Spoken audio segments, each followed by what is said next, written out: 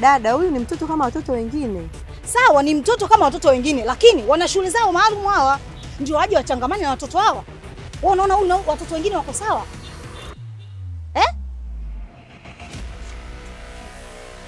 Na wewe dereva, nakupa 2 options.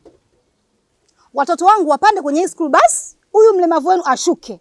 Au mlemavu wenu apande, watoto wangu washuke. Nitatafuta namna watoto wangu kufika shuleni. Lakini mama, utaratibu wetu wa kazi ni kuhakikisha mtoto tunamtoa nyumbani na kumfikisha shuleni salama. Hili swala la kumwacha leo kwa kweli haliwezekani. Naomba leo tumbebe, halafu nitalifikisha uongozini hili swala. Eti sasa nakuagiza. Nenda kawaambie hao mabosi zako. Sawa? Waambie Mama Konzo amesema hataki watoto wake kuchangamana na huyu mlemavu wao wanaomngangania. Sijui unanielewa? Sawa Mama Konzo. Mimi nina uwezo wa kuwashawishi na wazazi wengine tuwatoe watoto wetu kwenye ile shule yao. Sawa? Na inawezekana hilo. Ujumbe ufike.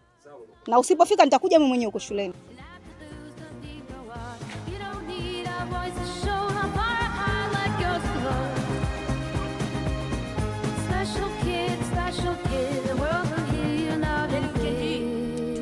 Mpira na shule hapo. Mimi nafunga zangu tu goli moja. Asa goli moja, mimi nafunga magoli hayo 3. Kocha kizingua naongeza la 4. Akileta tena la 5. Magoli haya nafunga mimi. Sio magoli tu naweza kufunga wewe. Na yaweza yani mimi nakupiga nakipiga kiboli wewe hujui tu. Labda uniambie Musa huyo ndo anajua. Unaanza Musa wa nini anajua nini yule? Musa anajua ule. Yaani kama vile amezaliwa na boli tumboni. Mimi nakwambia yani wewe siku mwangalia anacheza mpira. Shida nini? Hamna chochote. Mwalimu hapana nini? Nimesikia tangu natoka kule nasikia Musa kafanya nini? Hajafanya chochote. Kwa hiyo mnamtaja wa nini yani hapa muda wote? Mnaongea mnagombana hapa. Wewe Noki, kachukue begi lako njoo ofisini mara moja. Haraka. Wewe toka hapa. Sasa unaviona hivi vitabu? Ndio. Ukaviweke kwenye begi la Musa. Unaelewa? Mimi na wewe tunajuana mambo yetu, tumpende yule mtoto. Sikipendi. Hivyo. Sasa kaweke hivi vitabu ili aonekane kaiba. Umeelewa? Ili afukuzwe hapa shuleni aondoke. Bwana aondoke. Yaani mwalimu unafanya kitu cha maana. Aondoke tusimpendi yani. Sasa sikia, ukikamilisha hii kazi vizuri. Nitakupa hela, utakuwa unanunua vipipipi, vichokoleti. Yaani wewe hapa shule utakuwa kama tajiri yani. Alafu nakufaulisha na mitihani, umesikia? Peleka hivi vitabu. Sasa mwalimu nikwambie kitu. Yaani hata usinipe maana simpendi. Yaani kunifaulisha unifaulisha. Lakini hata usinipe simpendi. Yaani simpendi. Ndio maana nakupenda mimi. Wewe ndio mjanja darasa zima. Yaani wewe noma. Kaweke hivi vitabu. Sasa wewe nyata, umesikia? Ingia pale darasani sasa hivi usiwako break sasa hivi. Kaweke kwenye begi la Musa. Ila ukikamata usinitaje. Jifanye kama vile umevipeleka tu kuvisambaza pale watu wasome. Ni unajua wewe unakuaminia wewe kiboko. Au sio? Ndio. Poa basi. Anaenda sasa. Sawa.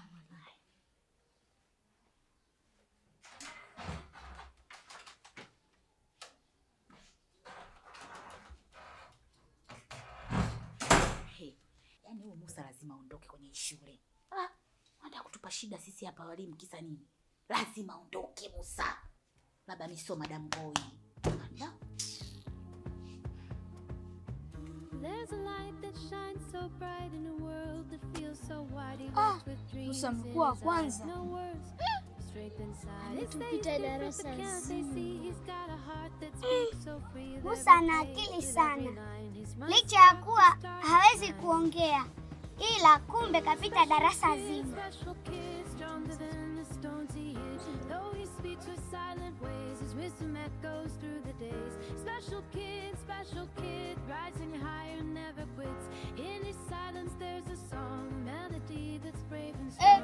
Enoch na baba yote wamekuwa mwisho. Nguvu sio akili. They said the world might be too tough, but he proved that love's enough. With every number, every word he saw. Musa ameunguza darasa zima. Ila Musa akafanya vizuri. Ndio unashangaa. Yaani nitahakikisha kila mtu anajua matokeo ya Musa. Ila Musa amejitahidi, amekuwa wa kwanza kati ya wanafunzi wote. Amejitahidi sana. Sifia sana. Mbona sasa Musa akampita amekuwa wa kwanza? Enoch wa mwisho sio. Enda kuangusha. Yaani enda kupasa.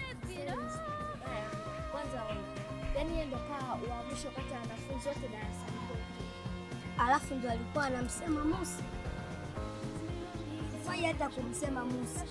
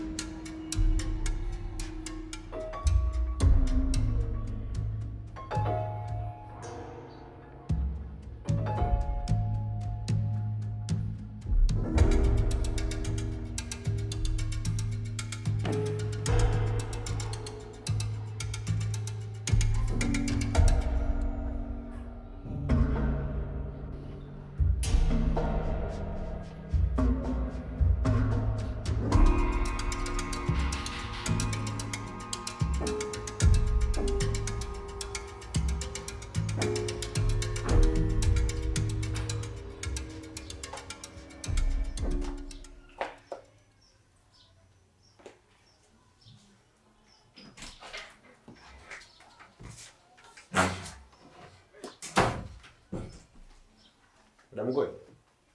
Tafadhali. Nimepata changamoto kipindi napandisha watoto kwenye gari. Kuna mzazi mmoja alimleta mtoto, lakini ghafla alipomkuta Musa akakataa kabisa kumpandisha. Yeah.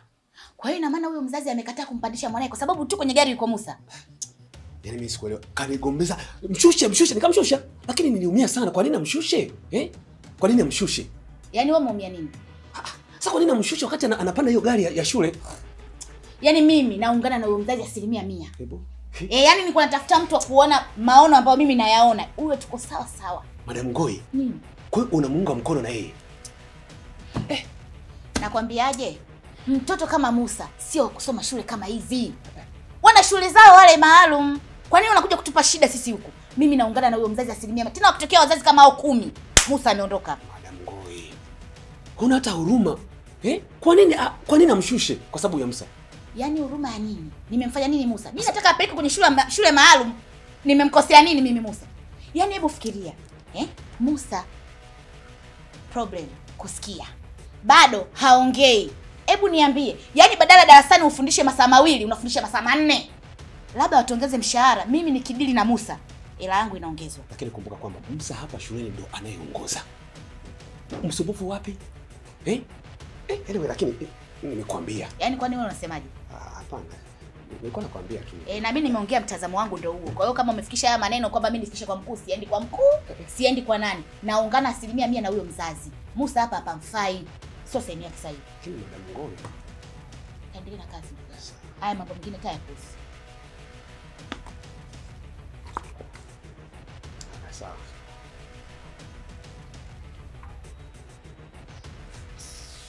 Musa.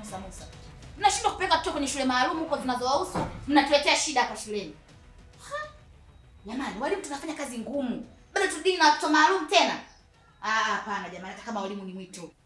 Samahani Madam Sara, nimekuita hapa kwa ajili ya swala la upotevu wa vitabu. Kama unavyofahamu, tumepotelewa na vitabu kwenye maktaba yetu. Na nimejaribu kufuatilia kwenye footage ili nione ni nani aliyehusika na ili tukio la wizi. Lakini picha hazijawa clear sana ili kuweza kubaini wazi kwamba ni nani aliyehusika. Nafikiri nikupe jukumu hili uweze kufuatilia kwa ndani zaidi, tuweze kujua kwamba ni nani aliyehusika na tukio hili la upotevu wa vitabu, Mara baada ya uchunguzi wako, ninategemea kupata ripoti kutoka kwako kwamba ni nani aliyehusika zaidi ili tuweze kuchukua hatua za kinidhamu. Sawa, nitajaribu kuchunguza kwa baadhi ya walimu na wanafunzi pia. Ninaamini nitakuletea jibu ambalo limekamilika. Kwa sababu swala la wizi kwenye mkusanyiko wa watu zaidi ya 5, 6 sio zuri. Vitabu tutaona ni vichache leo mwalimu. Lakini tukisema tufumbie macho kwa sababu vimeibiwa vitabu vichache vyenye thamani sijui ya 150,000, kesho kitakuja kuibiwa kitu kikubwa zaidi. Naona hatutakiwi kabisa kumlea wala kumfuga huyo mwizi. Na leo tunaibiwa sisi wenyewe ofisini. Kesho akija mzazi hapa, ameacha kitu chake bahati mbaya kikaibiwa, shule yetu ya Tigoane itapata sifa mbaya sana. Na ikiwa sisi shule yetu ina nidhamu kuanzia kwa walimu mpaka wanafunzi, basi mimi nikuahidi nitaifanya hiyo kazi. Ngoja niwahi vipindi darasani. Nashukuru kwa maneno yako mazuri ya busara, na tegemea utekelezaji mwema. Nitapata ripoti ambayo iko sawa. Sawa mwalimu, hakuna shida. Kazi njema.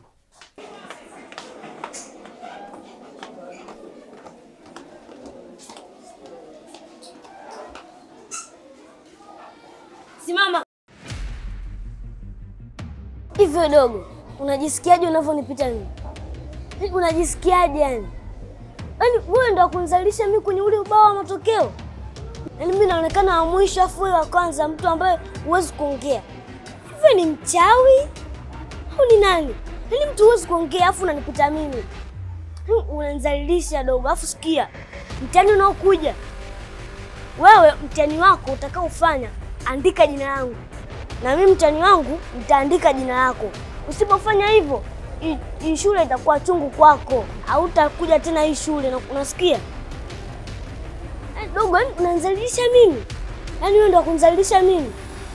Mimi. Yaani dogo wewe. Toka hapa, mwanangu.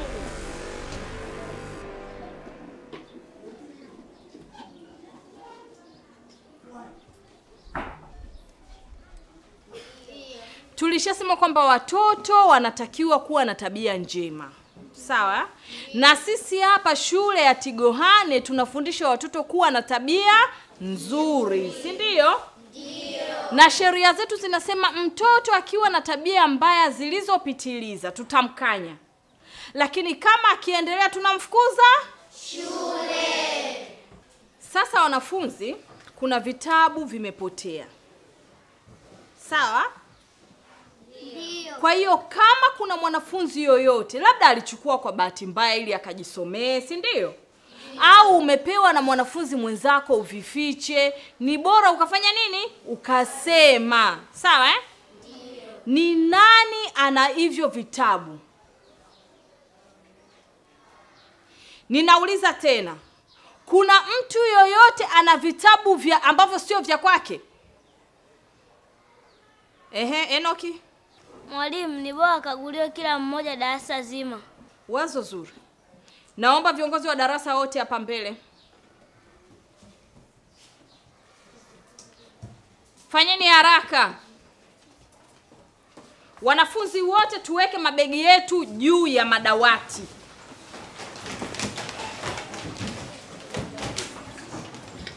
Kama ulikaa na Monta au Montres, mwekee begi lake juu. Sasa tunaanza kukagua. Monitor, Montres, kagueni upande huu hapa. Montres anzia kule nyuma kuja hapa, Monitor anzia hapa kwenda pale, mtakutana katikati. Sawa? Ukaguzi uanze mara moja.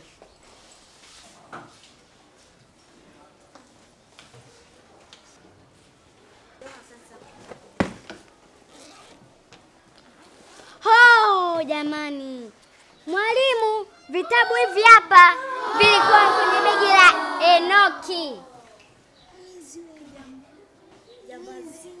Vitabu vipo 8 kamili. Enoki, unaweza ukasema mbele ya darasa zima ni wapi umevipata hivyo vitabu? Mwalimu, hata mimi mwenyewe sijui, nimeshangaa kuvikuta kwenye begi langu. Unashangaa nini na vitabu vimekutwa kwenye begi lako?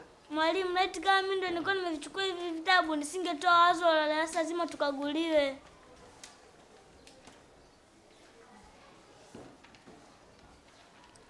Rudi kaka. Toa hivyo vitabu weka hapa.